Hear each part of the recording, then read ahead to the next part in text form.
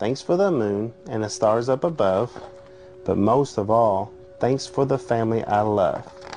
Look, that little girl's a ballerina. That's what you want to do, ain't it? I work for Ford Motor Company at the Kentucky truck plant. I'm a third-generation Ford employee.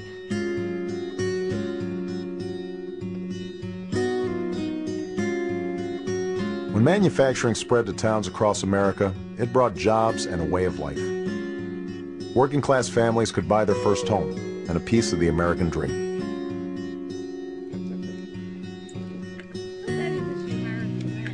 Here we go.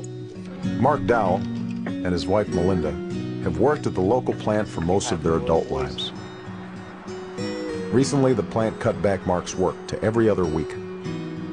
Now they're struggling to make ends meet. 2409. His grandfather Harold and father Carl each worked over 30 years and received full retirement benefits. It was a lot better time back then. People felt like they had security in their jobs. In July, Melinda was laid off after 8 years on the job. From the day I was born, I've been tied to Ford. So this is all I know is Jay in. Hey Jay, this is Mark Dow calling from the union. How are you? If a plant shut down here in Louisville, it would just be devastating. People would lose their homes. Restaurants and retail stores would lose business because people wouldn't have the money to shop. Thanks for your support. All right, bye-bye. I feel like we're all in the same boat. We all got to pull together, and if we don't, we're going to lose America as we once known it.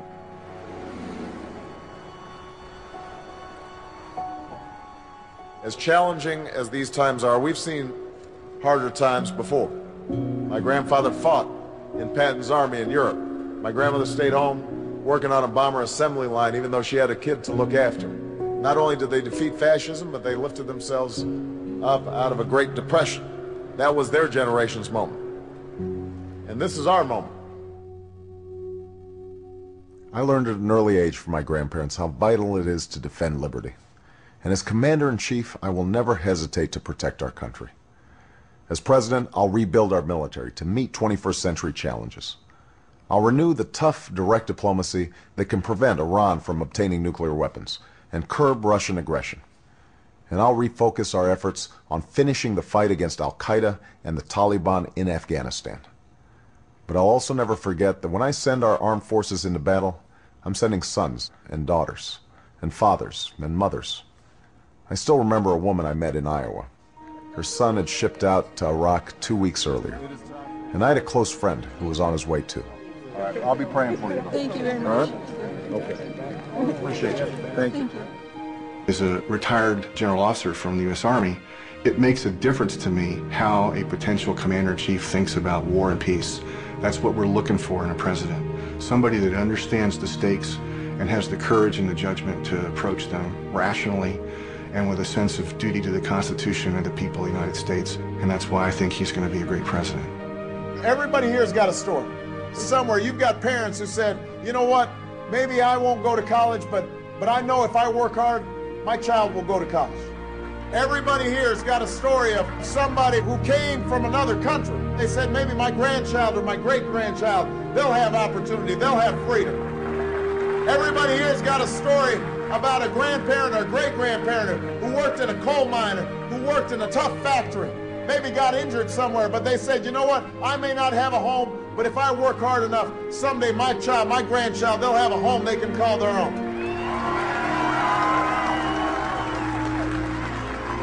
That's the story of America. This guy is special because I think he can bring people together, because he's a good, decent man that understands the world through his background, that he's a man that can heal this country, that can bring bipartisanship, that there's very unusual, good, positive sides to this man that we need at this juncture in our history. I'm reminded every single day that I am not a perfect man.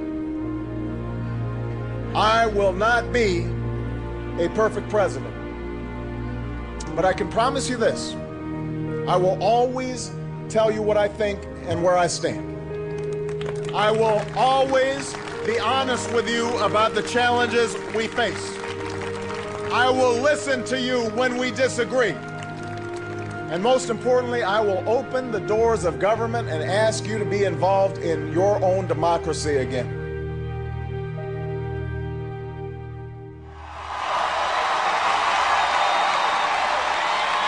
America, the time for change has come. And to all of you and all of those who've joined us from across the country, in 6 days, we can choose an economy that rewards work and creates jobs and fuels prosperity, starting with the middle class. In 6 days, we can choose to invest in health care for our families and education for our kids and renewable energy for our future. In 6 days, we can choose hope over fear and unity over division, the promise of change over the power of the status quo. In 6 days, we can come together as one nation and one people and once more choose our better history. That's what's at stake. That's what we're fighting for the small business owner in Denver to keep his doors open, for the hard-working couple in Cincinnati to retire in comfort, for the young student in Fort Lauderdale to afford her tuition,